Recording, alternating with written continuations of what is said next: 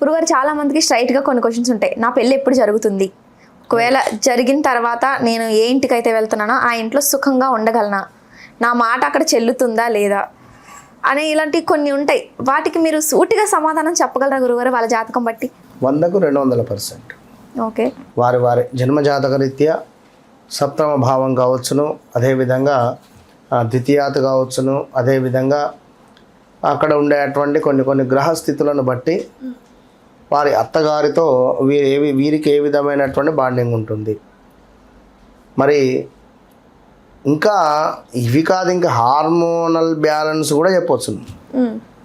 Cancer ఉందా, ఉండబోతుందా, PCOD ఉందా, count తక్కువ ఉంటుందా మీ భర్తకు. ఇవాళ పొద్దున 2017లో వివాహం జరిగింది ఒకరికి. ఎప్పుడు?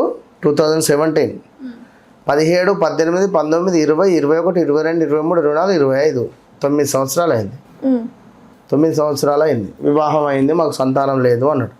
జాతకం ఇయ్యి అని చెప్పిన, తీసుకున్నా, కూర్చోమన్నా. ఓన్లీ 10 క్వశ్చన్స్ అడిగిన. 10 అంటే 5 to 6 అంతే. ఓకే. మీ మిస్సెస్కు పీసీఓడి ఉందా అన్న. అవును అన్నాడు. 2024, 2025లో కన్సీవ్ అయి మిస్ అవ్వడం జరిగిందా అన్న. కరెక్టే గురువు గారు, నిజమే అన్నాడు. 2021లో కూడా కన్సీవ్ అయి మిస్ కావాలి అని అన్న. కరెక్టే గురువు గారు, బిడ్డ లోపల ఎదుగుదల లేదు అని చెప్పి తీసేయడం జరిగింది అని చెప్పాను. నీకు కౌంట్ తక్కువ ఉంటుంది, లైక్ స్పరం కౌంట్ తక్కువ ఉంటుంది నీకు అని చెప్పిన తర్వాత అవును గురువు గారు అని షాక్ అయిపోయాడు. దీని తర్వాత మీ నాన్నగారికి ఈ సమయంలో హెల్త్ ఇష్యూస్ వచ్చినాయి, అవునా కాదా? అవును గురుగారు, కరెక్ట్.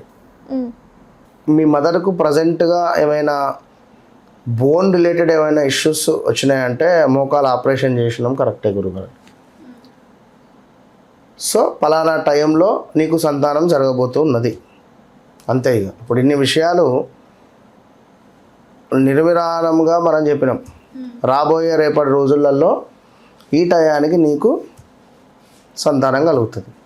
సో దీనికి కారణం ఇవి. హాస్పిటల్కి వెళ్ళి చెక్ చేయించుకోండి, దానికి సంబంధించింది వాడండి. దాంతోపాటుగా నీకు ఈ యొక్క ఒకటి హోమం చేస్తాను, చేయించుకో. 2026 ఎండింగ్ కల్లా ఒక టైం చెప్పాను, తప్పకుండా కన్సీవ్ అయ్యేటువంటి పరిస్థితి ఉంటుంది, అమ్మవారు నీకు తప్పకుండా ప్రసాదం ఇస్తుంది అని చెప్పడం జరిగింది. అంతే కదా, సింపుల్. ఇప్పుడు మీకు లైవ్లో ఎవరు జాతకాన్ని ఇచ్చినా కూడా చెప్పేస్తాను. సో రెండవది, వివాహము ఎటువైపు నుంచి వస్తుంది, వివాహం జరిగిన తర్వాత అత్తగారింట్లో నీకు ఉండేటువంటి విలువ ఏమిటి, వివాహ ప్రయత్నాలు ఎటువైపుగా చేయాలి, వచ్చేవాడు పొట్టుకుంటాడా, పొడుగుంటాడా, నల్లగుంటాడా, తెల్లగుంటాడా అనే విషయాలు చెప్పొచ్చు. అలాగే పిల్లలు ఎంతమంది పుడతారనేది కూడా చెప్పొచ్చు. ఇక పిల్లల విషయం అది ఇక సబ్జెక్టు, అది వేరే అవుతుంది. పిల్లల విషయం అంటే చెప్పొచ్చును, చెప్తున్నాను అట్లా. కనుక సో ఏది ఏమైనప్పటికీ కూడా మనము సంతానం కలిగే టైం కానీ, సంతాన భావము, సౌభాగ్య భావము, లైక్ సుఖభావము, ఇట్లా ఉంటుంది అన్ని భావాలు. ఓకే. ఇవన్నీ చూడడం ద్వారా మనకు ఇట్టే అర్థమైపోతుంది, జాతకం దర్శనం ఇస్తుంది. ఎందుకంటే సుమారుగా 9-10 సంవత్సరాలే చూడబట్టి జాతకాలు, కొన్ని వేల లక్షల జాతకాలే చూసుంటాం. కేవలం మనిషి పేరు చెప్పినా మనం కూడా చెప్పినాం, మనిషి పేరు చెప్పినా కూడా అంతకుముందు చేసినట్టు రాశి ఫలాలలో మీరు కూడా కనెక్ట్ అయ్యారు, అవునా కాదా? కనుక జస్ట్ ముఖం చూసినా పేరు చూసినా మనకు అది అర్థమైపోతుంది. డేట్ ఆఫ్ బర్త్ చూస్తే ఇంకా బెటర్. గురుగారు, ఇప్పుడు డేట్ ఆఫ్ బర్త్ లేకపోతే మరి అలాంటి వాళ్ళకి ఎలా కరెక్ట్గా పర్ఫెక్ట్గా చెప్పగలమంటారా? 100% చెప్పచ్చు.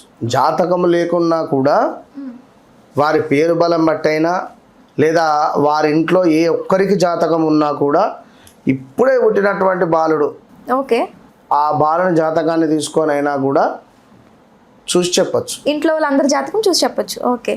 జాతకం లేదు అని అనుకునేటువంటి దిగులు అవసరం లేదు. ఉన్నా లేకున్నా మనకు ప్రశ్నాశాస్త్రం ద్వారా 100% వస్తుంది. ఓకే. ఇప్పుడు మొన్న ఒకరిది బంగారం పోయిందన్నారు, బంగారం పోయింది అంటే ప్రశ్నాశాస్త్రం ద్వారా చెప్పడం జరిగింది, పలానా వారు పలానా వ్యక్తులు ఇట్లా ఉంటారు, తీసినారు, అయిపోయే విషయం. కనుక అట్లా ఉంటుంది కొన్ని కొన్ని విషయాలు. ఏదేమైనప్పటికీ అది అమ్మవారి యొక్క సాధన చేసేవారికి అమ్మవారే ఇచ్చేస్తుంది సమాధానాలు, అంతే. అలా అని చెప్పి నేనేదో ఎక్కడనో కూర్చొని నాకు అమ్మవారు వస్తా అని చెప్పి నేను ఏం చెప్పాను కానీ చెప్తున్నా ఎవరో చేసినట్టు. ఓకే గురుగారు, ఓకే, ధన్యవాదాలు గురుగారు. మహాదేవ.